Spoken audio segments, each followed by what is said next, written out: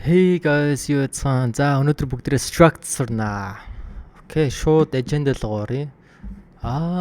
Юу ч гэсэн өнгөрсөн хичээлээр бүгдээ dynamic arrays-ээ сурсан тий. Тэр бичлэг үзег байгаа бол үзээрэй guys. За өнөөдөр бүгдээрээ Structs сурнаа. За шууд оръё.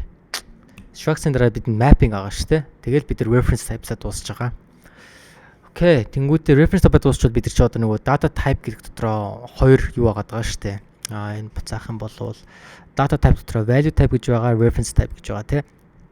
Тэр хоёроо value type бүгдээр харцсан. Value type чинь boolean, sign, integers эднээс байгаа. Тэгээд reference type дээр чинь бид нар эднээс байгаа шүү тий.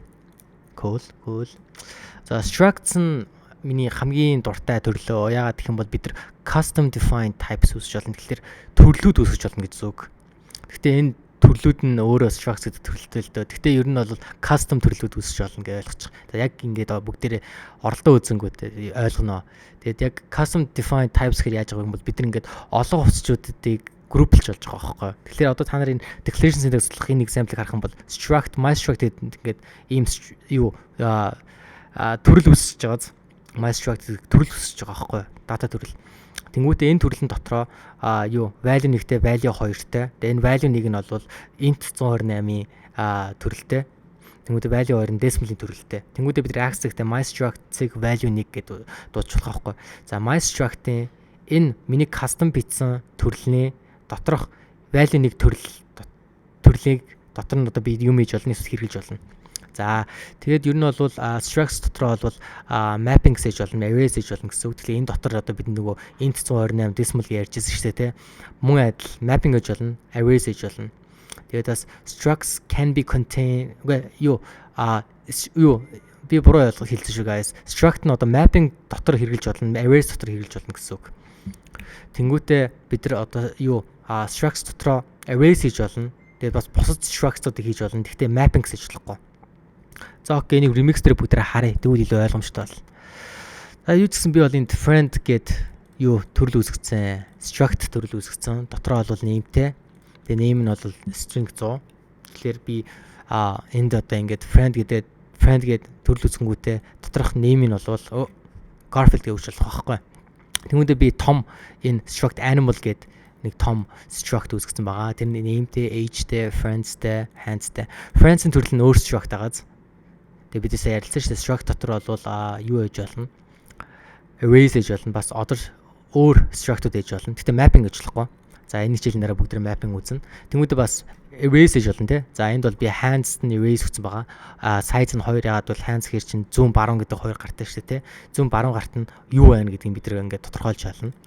За тэнгүүдээ би энэ cat гэд хувьсгаж үссэн. Энэ хувьсгчийн төрөл нь бол animal struct.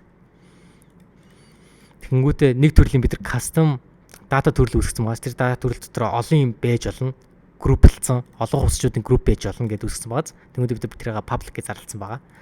За би яг нөгөө smart contract үүсэнгүүтээ яг нөгөө cat гэдэг хувьсчин доторх animal struct дээр одоо нөгөө хувьсчдын заагаад өгсөн байгаа. За энэ дээр ч одоо animal дотроо name гэж байгаа шүү дээ. Name нь v гэж өгсөн байгаа. Яг л энэ чинь string шүү дээ. Age нь бол одоо энэ төрөл 1 гэж өгсөн байгаа. Яг л миний муурны нас нь бол 1 багхгүй. Тэгмүүдээ friend гэдэг нөгөө variable-ийн одоо юу байгаа даа шүү дээ. Struct-ын дотор нь би дахиад нөгөө тэр friend гэдэг struct-тай ингээд холбогдсон байгааз friend-ийн struct-ыг үүсгэнгүүтээ дотор нь name Garfield гэдэг өгсөн байгаа байхгүй. Яг хүмүүс энэ struct дотор чинь name гэж байгаа. Тэ? String 100 хэмжээтэй. Тэн дээр нь би Garfield гэж болно. Nice байгааз. Тэнгүүдээ доор нь бид нар massive-а ингээд нөгөө зарлцж байгаа яг адилхан. Тэнгүүдээ бид нар нөгөө энэ доор ярьжсэн шүү дээ. Access яаж хийх вэ гэх юм бол яг ингээ access хийж болно. Одоо би cat гэдэг хувьсчин доторх одоо animal struct-ийн age лун заагаад 10-ыг хичлээ. Friend лун заагаад friend чинь дахиад юу байгаа шүү дээ тий. Name лун Bob. Тэгээ hands яг энэ чинь massive байгаа шүү дээ тий. Байршил нь тгийг тавиад 20 хийгээсэн.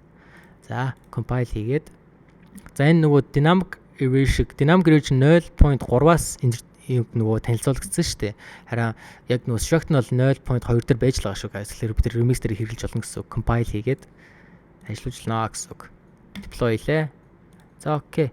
Cat гэд бид энд ингээд нөгөө хувьсч үүссэн те. Тэрийг public болгоцсон байгаа. Тэгээд эн чинь ямар төрөл вэ гэвэл struct. Struct доторхынх нь бол олон хувьсчдын групплцсан хуулбар байгаа шүү дээ те. Cat-а дарангууд. Nice. Name нь бид энд ингээд зарласан шүү дээ. Age нь 10 болгосон. Эхэндээ нэг байж байгаа дараа нь бид нөгөө access хийж жагаад 10 болгосон тий. Тэгээд friend нь бол Bob гэж гарч байгааз.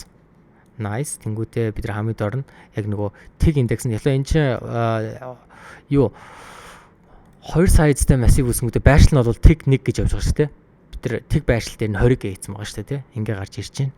За nice. Тэгэхээр бид нар ингээд struct-ыг хэрэглээд struct reference type-ыг хэрэглээд олон төрлийн юмуд хийж болж байгаа байхгүй guys. За өнөөдрийн хичээл ингээд дуусчихын. Дараагийн хичээлд бүгдээрээ mapping орно. Тэгээд ойлгохгүй байх юм бол comment секцэнд ирээ guys. Bye.